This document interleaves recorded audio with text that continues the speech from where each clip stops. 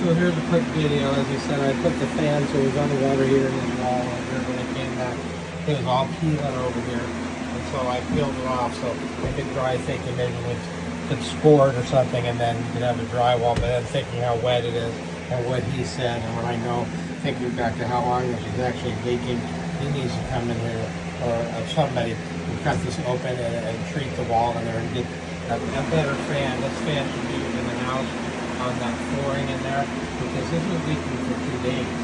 So this is like a major situation. And so this piece of trim, when I came in here later, it was just hanging right here because this is all just wet because this right here is where this was spray.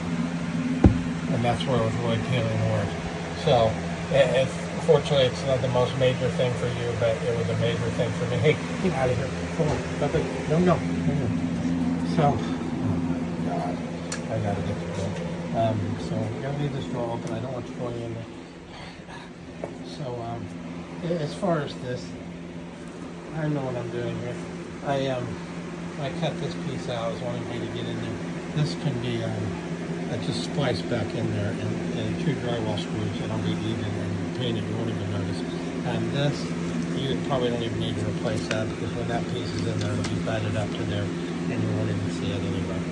But this strike plate or whatever you call them, that can be replaced, and maybe a little piece put in there if it had to be easy. This piece of trim, it could be spliced, but it just might as well. Just one piece of trim there, and then I've cleaned it up there, so it's just ready to go back in. When I do things in my job, I don't screw around. I do everything meticulous.